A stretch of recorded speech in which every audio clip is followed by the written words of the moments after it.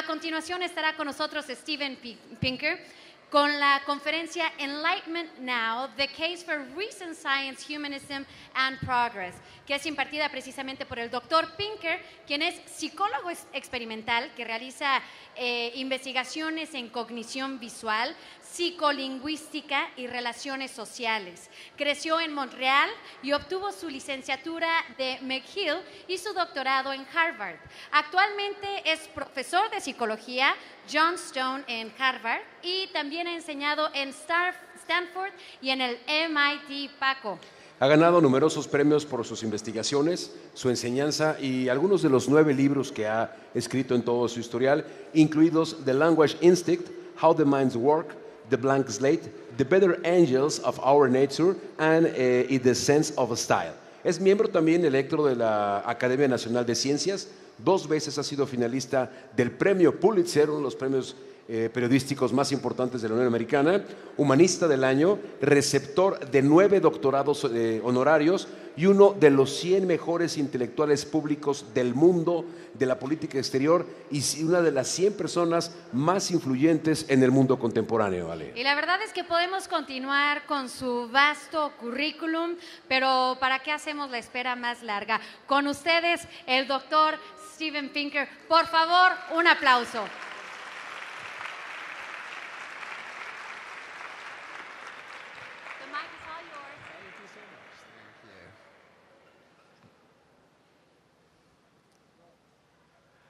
Gracias. Thank you. Good afternoon.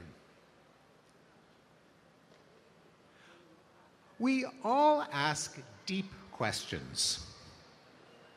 Why is the world filled with trouble? How can we make it better? How do we give meaning and purpose to our lives? Well, as deep and difficult as these questions are, some people have answers to them. For example,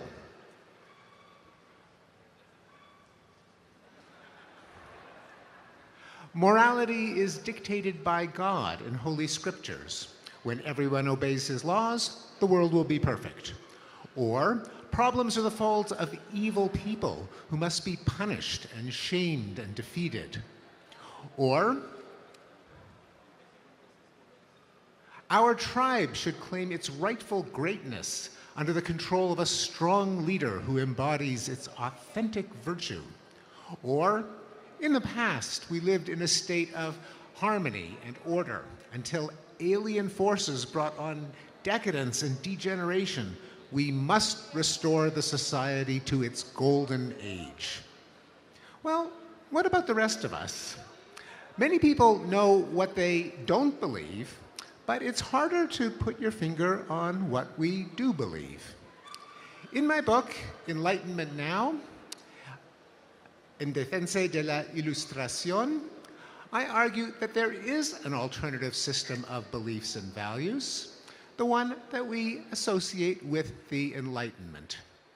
Namely, that we can use knowledge to enhance human flourishing. Now, many people embrace the ideals of the Enlightenment without being able to name or describe them. As a result, they fade into the background as a kind of bland status quo or the establishment. The other ideologies have passionate proponents and advocates, and I suggest that Enlightenment ideals too need a positive defense and an explicit commitment. And that's what I try to do in Defensa de la Ilustración. The Enlightenment, I suggest, revolves around 4 themes: reason, science, humanism, and progress. Let me say a few words about each one.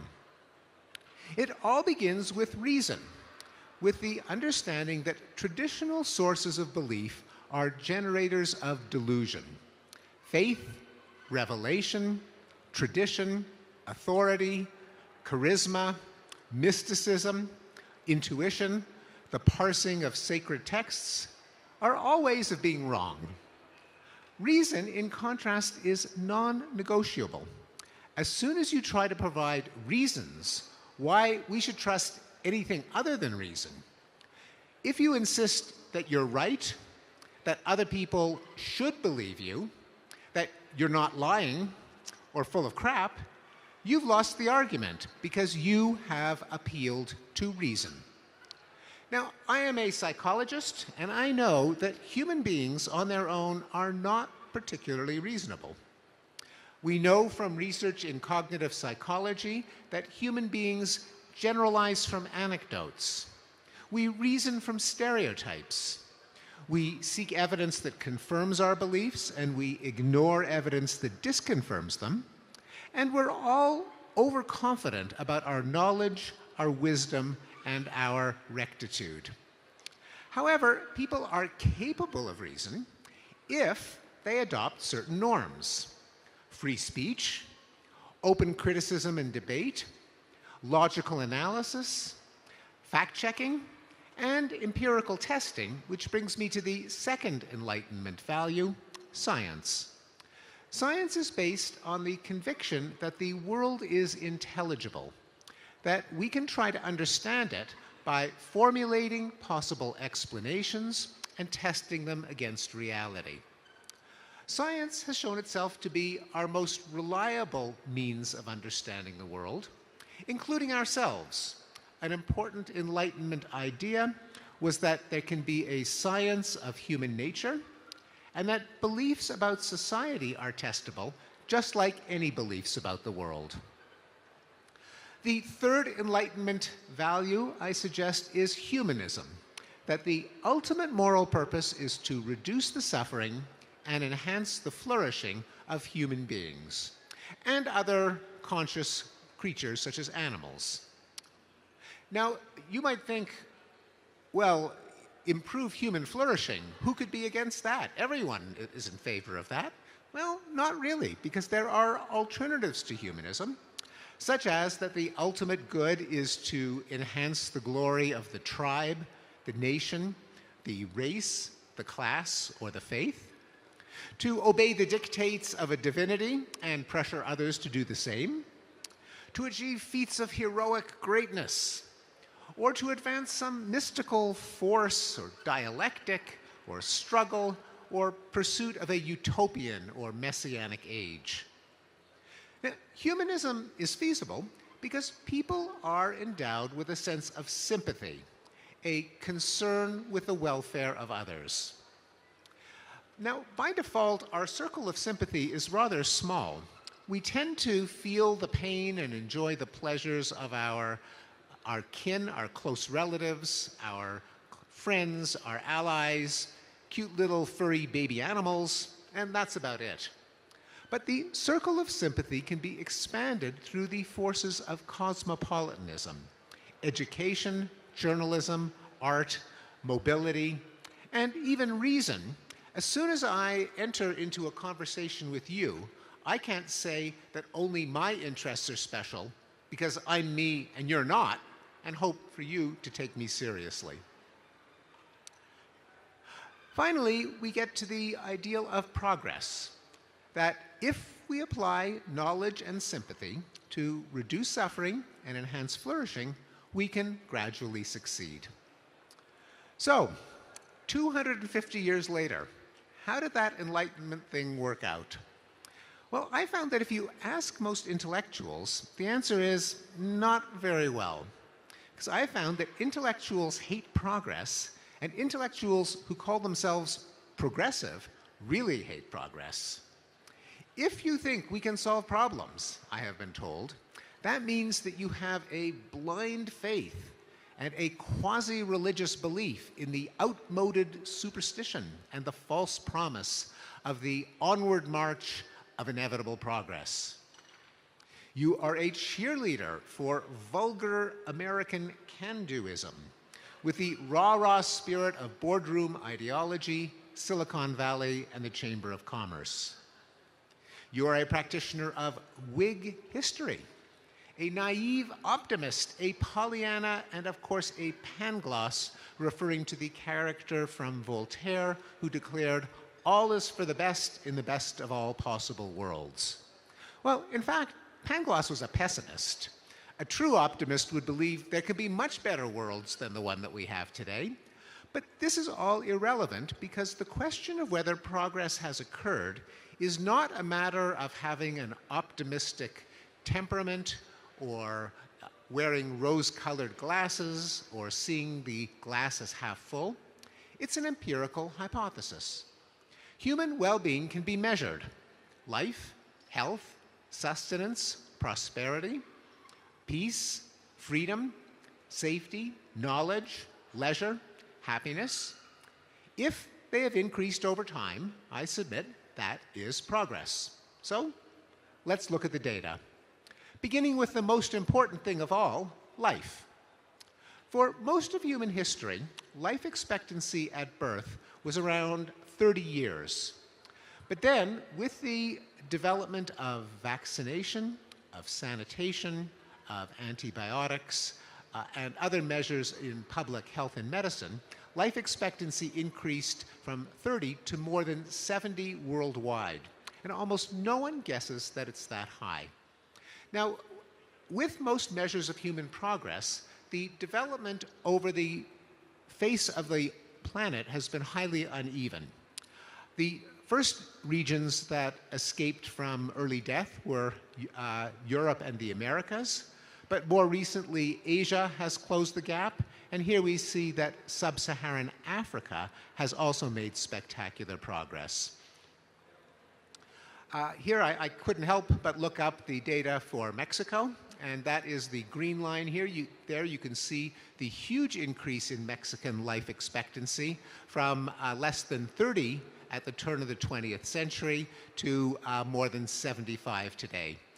And you can see also that the gap between Mexico and the United States, the gap between Mexico and Western Europe, have all been shrinking. Mexicans live longer on average than people in South America as a whole, and considerably longer than the average for the world as a whole. For most of history, the biggest cause of early death was child mortality, the death of babies and children. In fact, 250 years ago, even in a wealthy country like Sweden, 1/3 of children did not live to see their 5th birthday.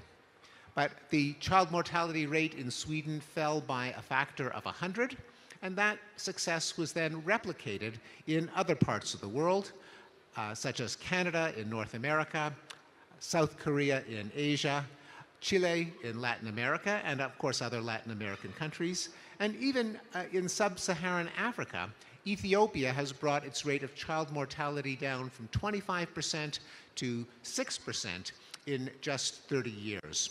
That's still too high, but it is continuing to fall.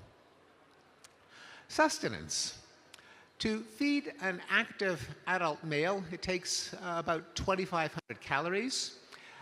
Most countries were not successful in growing that many calories until the agricultural revolution in England in the 18th century, the development of techniques like as crop rotation, later the invention of synthetic fertilizer, transportation networks that could bring food from farms to cities, the development of vigorous hybrids by selective breeding, such as in the Green Revolution in the 1950s and 1960s, which had enormous effects on Mexico, making Mexico self-sufficient in food in a matter of just a few years.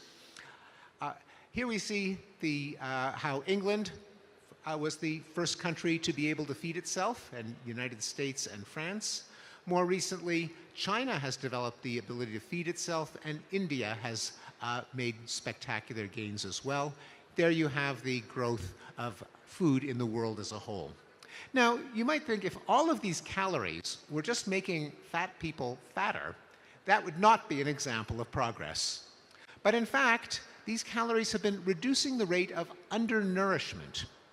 45 years ago, 35% of people in the developing world suffered from undernourishment, and that figure has been brought down by more than half in the last 40 years. Latin America was the first region in the developing world to drastically reduce its rate of undernourishment, followed by Asia. And here again, sub-Saharan Africa is behind, but making quick progress. The most extreme suffering from lack of calories occurs during famines, where people can die by the millions. But the rate of famines has been drastically reduced. Famines used to occur anywhere on Earth. Famine was one of the 4 horsemen of the apocalypse. Today, famine only occurs in the most remote and war-torn regions. Prosperity. For most of human history, there was pretty much no economic growth. We can see this in a graph of the gross world product from the year 1 to the present. And as you can see, for 1700 years, the progress in prosperity was less than 1 pixel high. You can barely see it on the graph. But then, with the Industrial Revolution, the use of coal and oil power, the advances in technology, in education, in instruments that support finance, such as banks and contracts, and then with globalization, the gross world product has increased by a factor of almost 200 since the 1700s. Once again, the progress is very uneven. It was countries like the UK and the US that were the first to escape from universal poverty. But more recently, South Korea, for example, has shown spectacular growth. Here you have Chile, China, India, and there is the graph for the world as a whole. Once again, I can't help but show some data from Mexico that I looked up this morning. Still much lower in terms of GDP per capita than United States and Western Europe, but again, showing exponential growth, and higher, I might add, than the average for Latin America. Again, you might say this is not a very good example of progress if all of that increase in wealth just went to the top 1%.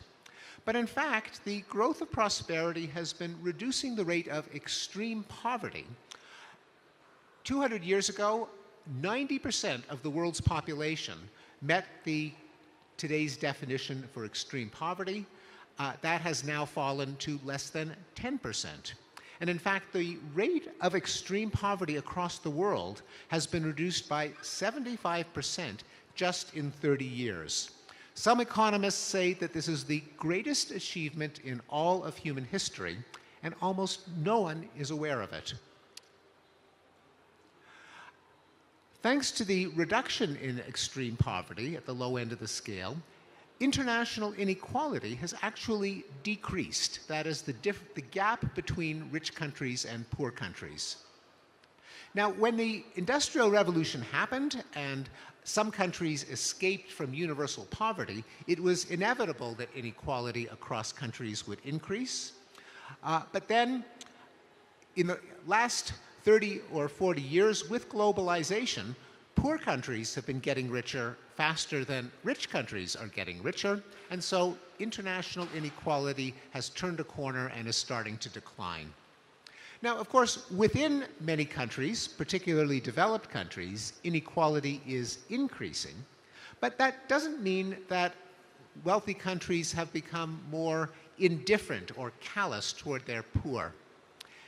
For most of European history, European countries devoted no more than 1.5% of their wealth to redistribution, to education, to supporting the poor, supporting the sick, supporting the elderly.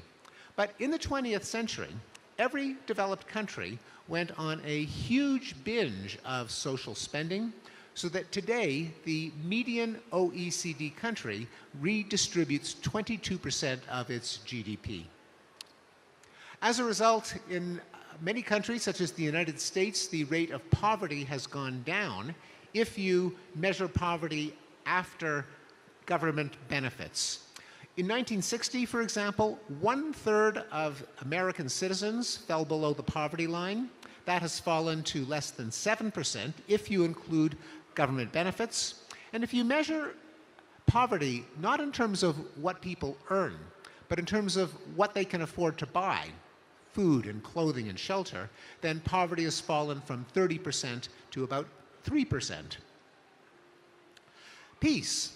For most of human history, the natural state of relations between countries was war, and peace was merely a brief interlude between wars. You can see this in a graph that plots the percentage of time that the great powers of the world were fighting each other. The graph shows that 400 or 500 years ago, the big states and empires were pretty much always at war.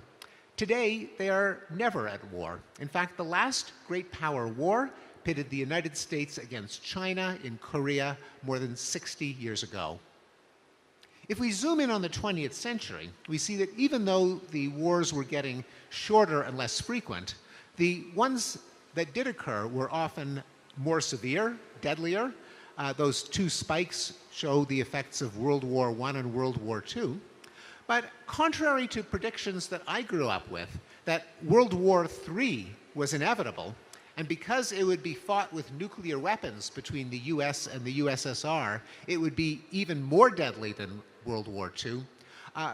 The Cold War ended, the Soviet Union went out of existence, World War III didn't happen. In fact, if now we zoom in on the period since the end of World War II, we see that the world has had an uneven but an unmistakable decline in deaths in war of all kinds.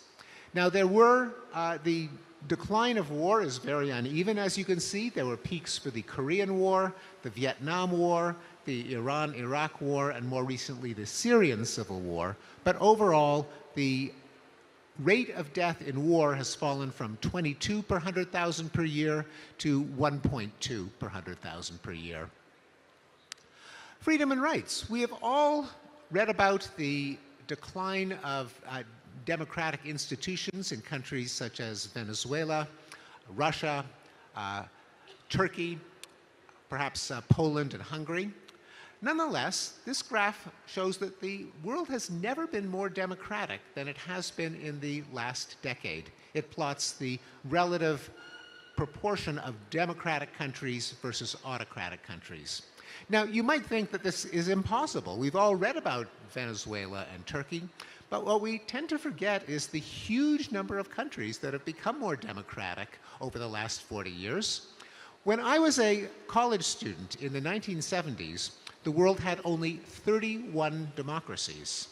Half of Europe was behind the Iron Curtain and in communist dictatorships. Spain and Portugal were fascist dictatorships. Greece was under the control of a military junta. Most of Latin America was under the control of military governments. In East Asia, South Korea, Philippines, Taiwan, Indonesia, all of them under the control of military dictatorships, all of them democratic today. And of course, I don't have to remind you that Mexico is one of the countries that achieved democracy fairly recently. Violent crime. In most parts of the world that exist in a state of anarchy, there are high rates of homicide and other violent crimes. In medieval Europe, for example, in 1300, the rate of homicide was about 35 per 100,000 per year. But as kingdoms established their control over the medieval feudal territories, the rate of homicide went down by a factor of 35 in England, Netherlands, Belgium, and Italy. And this process is repeated whenever frontier regions come under the control of a court system and police and a justice system, so that the code of vendetta, of revenge, of blood feuds is replaced by the rule of law. It happened in New England when the colonial frontier came under the control of the colonial government. It happened in the American Wild West, the Southwest United States. And of course, even though Mexico has a homicide rate that is much higher than the United States, much higher than the world average, the rate in Mexico used to be higher. In the 1930s, the homicide rate in Mexico was almost 60. Even at its worst in recent years, it is in the low 20s. And as you can see, there's been some bouncing up and down. The lowest rate was around, recently was 06, 07. Overall, though, plotting the world as a whole, or plotting the United States, I should say, the United States also suffered from an increase in homicide in the 1960s before it was brought down in the 1990s and the 2000s. And the world as a whole has seen a 30% reduction in homicide just in the last 30 years. It's not just the most extreme forms of violence, namely homicide, that are in decline, but also violence against women. These data are from the United States. Violence against wives and girlfriends, that is domestic violence, and rates of rape and sexual assault have come down by 75% since the 1970s. So has violence against children, such as bullying and violence against violent victimization at school, and physical abuse of children and sexual abuse of children all have come down. In fact, we've been getting safer in just about every way. We are 96% less likely to die in a car crash, 92% less likely to be killed on the sidewalk, 99% less likely to die in a plane crash, 86% less likely to fall to our deaths, 90% less likely to drown, 90% less likely to be burned to death in a fire, 90% less likely to be poisoned by gas or vapor. But in the United States, there is one exception to this trend, and that is death from poison, solid, or liquid. That's what the safety experts call it. And here you see the result of the American opioid epidemic, a counterexample to the trend of increasing safety. Still, accidents on the job have fallen by 95%. Even the so-called acts of God, the fires, floods, earthquakes, tornadoes, volcanoes, meteor strikes have all gone down, presumably not because God is less angry with us, but because we have better infrastructure and early warning systems and more robust buildings and dams and reservoirs. What about the ultimate act of God, the proverbial bolt from the blue? Yes, we are 99% less likely to be killed by a bolt of lightning. Knowledge. The natural state of humanity is to be illiterate, and in fact, in Europe, in the early modern period, only about 15% of the population knew how to read and write. European countries like England and Netherlands and Germany and Italy achieved universal literacy in the 20th century. There you see the United States, and more the rest of the world is catching up. Here are data for Chile, for Mexico, almost universal literacy, and here is a curve for the world as a whole. Today, 80% of the world can read and write, 90% of the world under the age of 25. And in what it may be the most unbelievable, incredible, difficult to swallow example of human progress that I have come across, we have been getting smarter. This is true.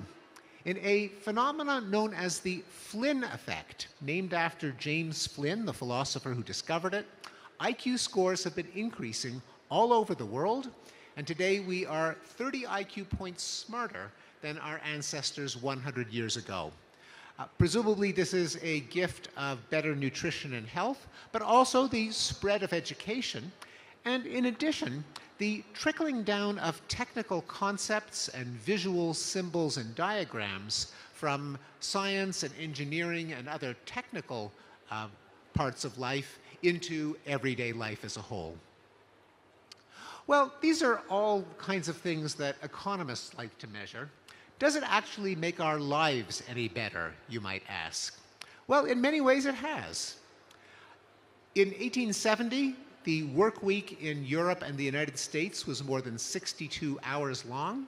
That has fallen to fewer than 40 hours, and most Americans and Europeans have 3 weeks of paid vacation, which would have been inconceivable in the 19th century.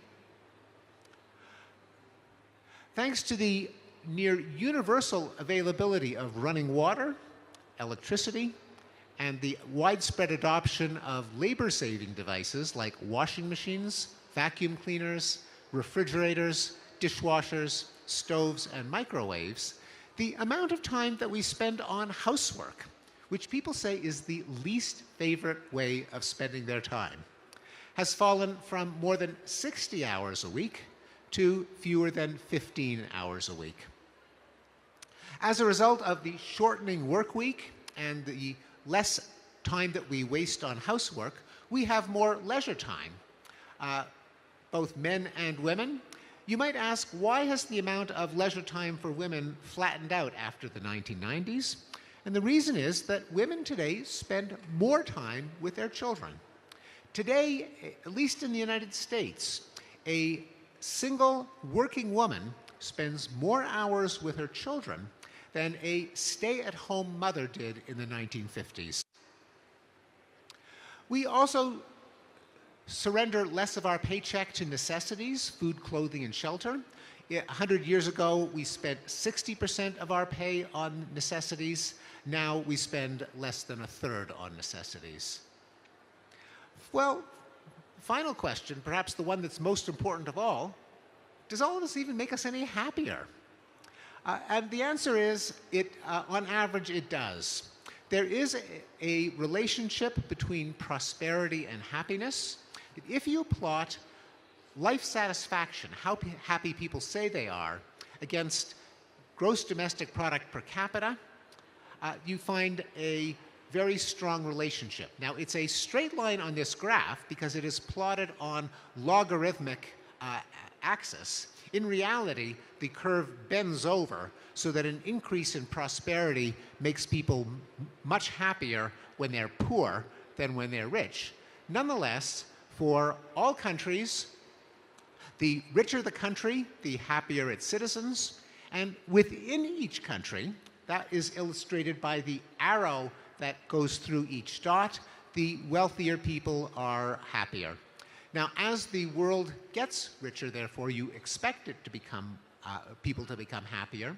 And surveys of happiness over time have shown that that is, on average, true. That out of 52 countries for which we have happiness data stretching back over several decades, 45 or 80% of them have gotten happier. By the way, the United States of America is not one of them. But Mexico is one of them. Here you see that Mexico is quite a happy country. It's the 24th happiest country out of 150 in the world. Currently, it is happier than the United States, Chile, Guatemala, and Russia. Well, I hope to have convinced you that over the last, that 70 years or so, actually over the last 250 years, the world has gotten richer, safer, more democratic, and happier. Over this entire time, how is the fact of human progress, and it is a fact, reflected in the news? Well, I'm going to show you the results of an algorithm that counted up the proportion of positive words to negative words in journalism, in newspapers, radios, magazines, and so on. It shows that during this entire time when we've been getting healthier and happier and richer and safer, the New York Times has gotten more and more morose, and that is true for a summary of the world's broadcasts as well. So why do people deny progress? Part of it comes from an interaction between the way the human mind works and the way journalism works. Cognitive psychologists have pointed out that the human brain assesses probability and risk with a shortcut called the availability heuristic. Daniel Kahneman and Amos Tversky discovered this. Namely, the faster something comes to mind, the better a memory we have for it, the more common we think it is. So for example, many people think that shark attacks and tornadoes kill lots and lots of people. If you ask people what is more deadly, tornadoes or asthma attacks, they'll say tornadoes. In fact, asthma attacks kill 80 times as many people as tornadoes, but tornadoes make for really good television. Asthma attacks, not so much. Now, if you combine that with the nature of the news, news is about stuff that happens. It's not about stuff that doesn't happen. You never see a journalist saying, I am reporting live from a country that is at peace or that has not been attacked by terrorists. Also, news is about sudden events, not gradual changes. Bad things can happen very, very quickly. An explosion, a terrorist attack, an epidemic, but good things build up gradually. As the economist Max Roser pointed out, the newspapers could have run the headline, 137,000 people escaped from extreme poverty yesterday, every day for the last 30 years. But they never ran that headline, and as a result, 1.25 billion people escaped from extreme poverty, and no one knows about it. This is also, there is a well-known negativity bias in the news. There's a saying in English, if it bleeds, it leads. And this was satirized in a humor magazine called The Onion, which has satirical headlines such as, CNN holds morning meeting to decide what viewers should panic about for the rest of the day. As a result, you can see why the world, at least for anyone reading the news, the world is coming to an end and always has been. There's another reason that people deny progress, and that is also a feature of our psychology. Psychologists call it the negativity bias, that psychologically, bad is stronger than good. We hate losses more than we enjoy gains. We remember bad things in the recent past more than we remember good things. And that, especially recent bad events, that explains an old observation from a man named Franklin Pierce Adams. Nothing is more responsible for the good old days than a bad memory. There's also a kind of market among prophets, entrepreneurs of doom. Pessimism sounds serious. A pessimist sounds like he's trying to help you. Optimism sounds frivolous. An optimist sounds like he's trying to sell you something. Let me end by raising 3 questions about progress and enlightenment that I suspect have occurred to many of you here today. First of all, you might think, isn't it good to be pessimistic? To speak truth to power, to rake the muck? Well, not exactly. It's good to be accurate. Of course, we have to be aware of suffering and injustice and problems where they occur, but it's also important to be aware of how they can be reduced. Because even though there may be dangers to complacency, there are also dangers of thoughtless pessimism. One of them is fatalism. If the world is getting worse and worse and worse, no matter what people do, well, why bother trying to make it better? Why waste time and money on a hopeless cause? As Jesus said, the poor will always be with you. Instead, let's enjoy ourselves while we can, because there's nothing we can do to make things any better, and that is a dangerous attitude. The other danger of thoughtless pessimism is radicalism. If you think that all of our institutions are failing, that all of the attempts at reform and progress are a waste of time, you might think, well, let's just destroy them all. Nothing could be worse than what we have now, in the hopes that anything that rises out of the ashes and rubble is bound to be better than what we have now. And hence you could have leaders who encourage people to smash the machine, to drain the swamp, to burn the empire to the ground, or who say, only I can fix it. Second question, is progress inevitable? And the answer is surely no. Progress cannot mean that everything gets better for everyone, everywhere, all the time. That wouldn't be progress. That would be magic. Progress is not magic. Progress is using knowledge to solve problems. Problems are inevitable, and solutions create new problems which have to be solved in their turn. Also, the world faces severe global challenges that we have not yet solved. Foremost among them are climate change and nuclear weapons. But here too, I think we should see these as unsolved but solvable problems rather than apocalypses in waiting. For climate change, we can pursue decarbonization of the world's economy via carbon pricing that forces people to factor in the damage they do to the environment whenever they burn fossil fuels. And then eventually low, zero, and negative carbon technologies that allow people to use energy without emitting greenhouse gases. The threat of nuclear war we should pursue via denuclearization, regimes of international stability that prevent escalation of crises, and eventually programs in arms reduction with a target of eliminating all nuclear weapons from the face of the earth. Final question that I'll ask. Does enlightenment just go against human nature? Is humanism just too arid, tepid, flattened? Is the conquest of disease, famine, poverty, violence, and ignorance just boring? Do people need to believe in miracles, a father in the sky, a strong chief to protect the tribe, myths of heroic ancestors? Well, I don't think so.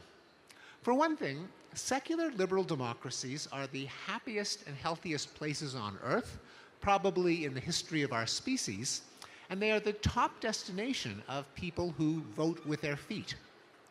Also, I dare say, applying knowledge and sympathy to enhance flourishing, human flourishing, is glorious and heroic.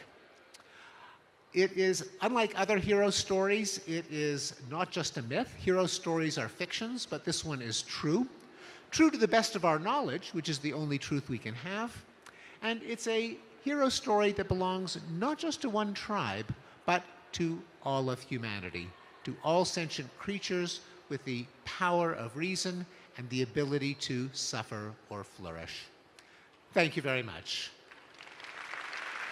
Thank you.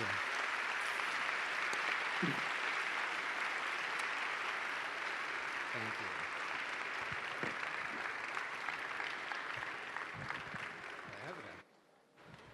Démosle, por favor, un fuerte aplauso. Thank you. And as we did with everybody else, here's your little plant. You have to take good care of it. If you don't, well, you have a lot of people that are watching you, and they're going to know that you didn't take care of it, okay? Thank you very much. Un gran aplauso, por favor.